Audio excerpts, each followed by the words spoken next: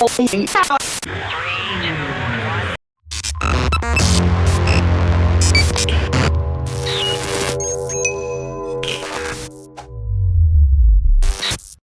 many of you love plowing? I mean, love it. I mean, it's something you just do all the time.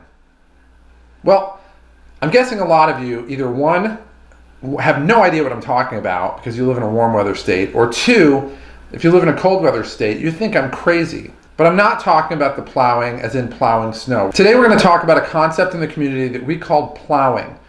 Now, it's a concept that is an amazing tool to get somebody who's initially skeptical of you to immediately fall in line and to be predisposed to buy from you.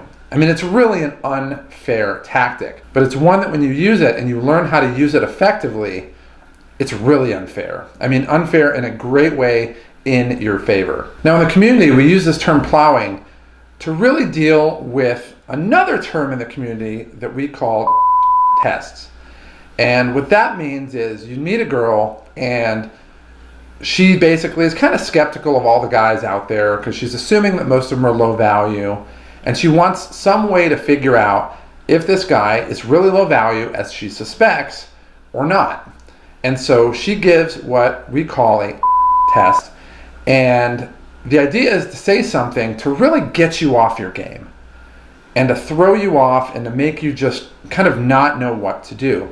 The most common of these tests was that the girl would say, well, I have a boyfriend. Now, you break the guys down who hear this into three general areas. One is the guy says, oh, she has a boyfriend, and just thinks, oh, there's no point wasting my time and leaving. Now, these guys, she immediately knows, had no intention of getting to know her. She was just a tool for their own gratification because that's all they were out for. I mean, they didn't care about her. Secondly, there's the guys that probably don't think she has a boyfriend, or maybe they do, but they keep pushing, but you can tell that their confidence is shaken. And so they keep pushing, but yet they're living this kind of like dual message where they're trying to pretend like they have this confidence, but their body language is just betraying them. And the girl sees that, and it's almost like vertigo. She wants no part of it. But then there's a very small remnant of us in the community where we use what we call plowing. And it's not just a tool, it's an action that's based on a true reflection of what you believe. Now, what I mean by that is the girl would say, I have a boyfriend. And now we know in the community that there's probably an 80 to 90% chance, just based on my experience, that when a girl says I have a boyfriend, she really does not have a boyfriend.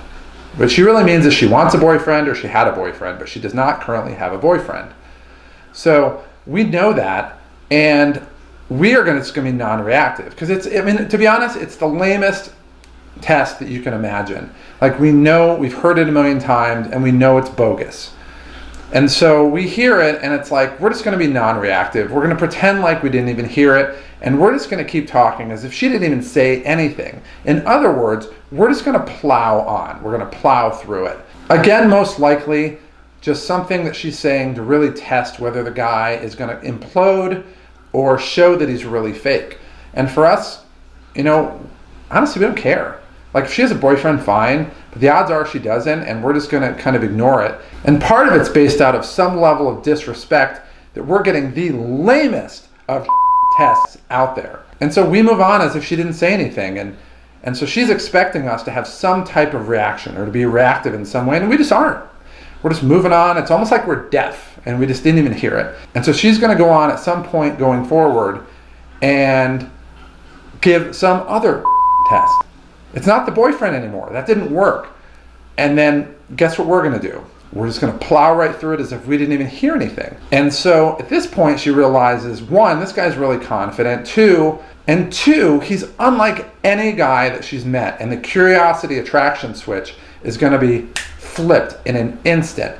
And all of a sudden now, what usually happens is she starts asking us questions. Do you have a boyfriend? Well, why are we even answering that? We're just going to plow right through that. And again, that's going to drive that curiosity and spike the attraction even more.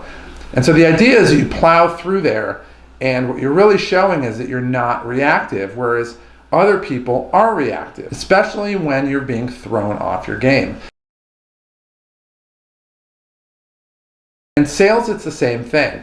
In sales, the idea of plowing is very similar. You're going to run into people and they're going to tell you, I already have one, I have an agent, I already have a policy, I already have whatever it is that you're selling, and they're immediately going to say they have one. And again, 80% of the people are going to go, oh, okay, well, it's been nice talking to you, and they're going to leave.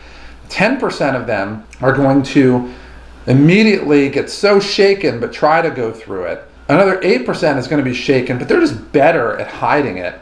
But this 18% that we talked about is sending these dual messages. They're pretending like they're confident, but on the other hand, they're totally shaken on the other hand. But this 18%, they're talking to their prospect and they're pretending like they're confident, but their body language is betraying them. They're totally shaken. And so they're sending this message that it invokes vertigo in people. And so people aren't going to buy because they don't trust you. You're sending out two different messages. And in reality, they shouldn't trust you, because if you're sending me one message verbally and another message non-verbally, and they're totally betraying each other, I'm out. I'm ejecting. I'm gone. But then there's the 2% left over, the 2% that plow, that just go right through it, and they don't care.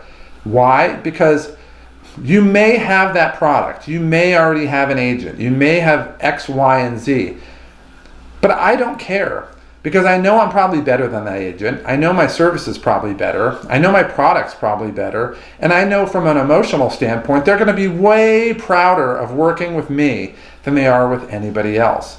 Now, that's not true 100% of the time, but it's true way more than enough to account for the fact that people immediately betray this position they had of, I have an agent, or I already have this product, or I'm good, I don't want any.